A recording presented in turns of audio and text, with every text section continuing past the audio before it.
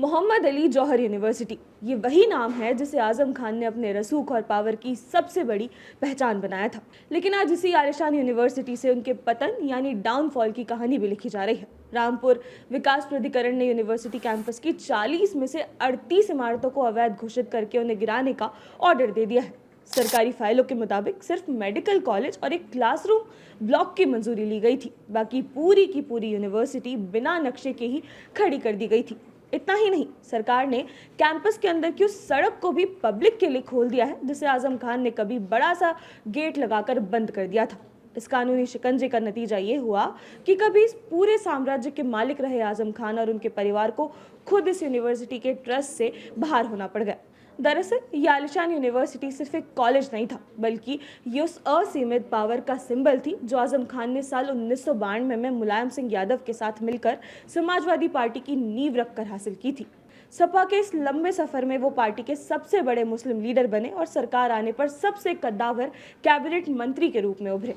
वैसे यूनिवर्सिटी पर हो रहा ये एक्शन तो सिर्फ एक बान की है। आजम खान की जिंदगी और सियासत ऐसे कई अजीबोगरीब वाकयों और बड़े विवादों से भरी पड़ी है जिसमें उनका नाम आते ही सुर्खियां खुद ब खुद बन जाती हैं। इस लिस्ट में सबसे पहला और सबसे चर्चित मामला है उनका मशहूर भैंस कांड। जी हाँ, साल 2014 में जब उनके फार्म हाउस से 7 भैंसें चोरी हुई तो रामपुर की पुलिस ने मानो सब काम छोड़कर इस मिशन को अपनी नाक का सवाल बना लिया था। पूरी पुलिस फोर्स, क्राइम ब्रांच और खोजी कुत्तों को रात भर बूचड़खानों और खेतों की खाक छानने के लिए लगा दिया गया। पुलिस ने कमाल की मुस्तैदी दिखाई, 24 घंटे में भैंसें ढूंढ निकाली, उनकी बकायदा पहचान परेड कराई और ड्यूटी में ढिलाई बरतने के आरोप में 3 पुलिस वालों को सस्पेंड भी कर दिया गया। जब वक्त बदला और रामपुर में सत्ता बदली तो जौहर यूनिवर्सिटी से जुड़े कई गंभीर आरोप और कानूनी विवाद एक एक करके सामने आने लगे।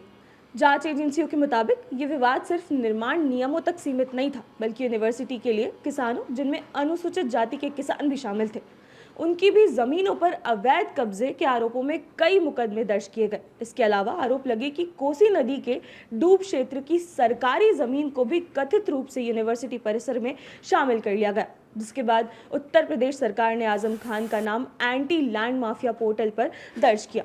वहीं पुलिस जांच में दावा किया गया कि रामपुर के ऐतिहासिक मदरसा आलिया से गायब हुई दुर्लभ अरबी फारसी किताबें जौहर यूनिवर्सिटी की लाइब्रेरी में बरामद की गई। इसी तरह पुलिस के मुताबिक रामपुर क्लब से गायब हुई पीतल की 2 शाही शेर की मूर्तियां भी यूनिवर्सिटी परिसर में ही बरामद की गई। इन अजीबोगरीब मामलों ने आजम खान को कानूनी तौर पर बुरी तरह फंसा दिया।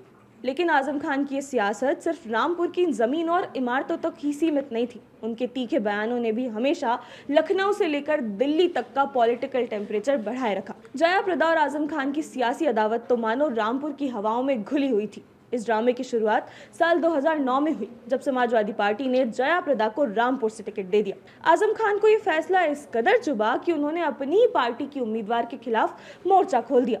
उस वक्त जयाप्रदा ने आजम खान पर उनकी मौत और आपत्तिजनक तस्वीरें बंटवाने का बेहद गंभीर आरोप लगाया था। इस बवाल के बाद आजम खान को 6 साल के लिए पार्टी से बाहर का रास्ता देखना पड़ा था।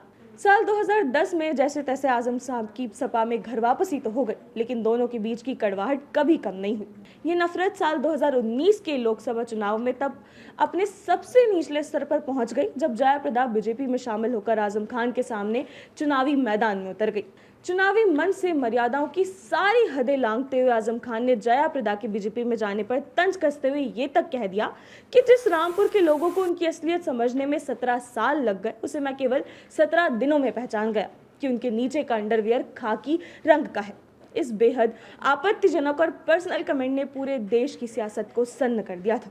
उनके बयानों की ये धार सिर्फ विरोधी नेताओं तक सीमित नहीं रही, बल्कि उन्होंने इंडियन आर्मी और देश की सुरक्षा को भी अपनी बयानबाजी के दायरे में ले लिया। साल 2014 की एक रैली में उन्होंने कारगिल वॉर का पूरा क्रेडिट केवल मुस्लिम सैनिकों को देकर सेना को मजहब के चश्मे से देखने की कोशिश की। तो साल 2017 में भारतीय सैनिकों पर भी बेहद आपत्तिजनक आरोप लगा दिए।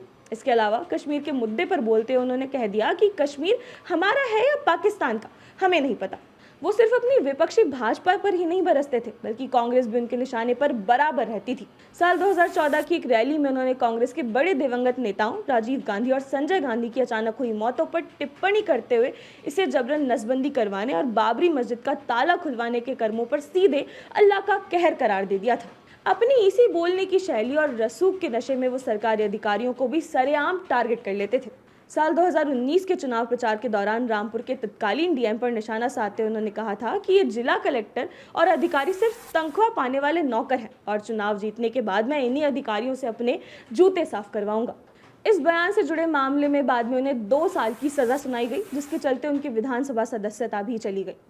आज आजम खान सत्ता की सनक और अपने काले कारनामों के कारण 100 से ज्यादा मामलों में कानूनी लड़ाई लड़ रहे हैं। कभी उनकी बेहिसाब राजनीतिक ताकत और दबदबे की सबसे बड़ी पहचान रही मोहम्मद अली जौहर यूनिवर्सिटी अब खुद गैर कानूनी हरकतों और ध्वस्तीकरण के सरकारी आदेशों के केंद्र में है। जहां से कभी आजम खान रामपुर की सत्ता चलाते थे, आज वहीं उनकी पूरी राजनीति सिमट कर रह गई है।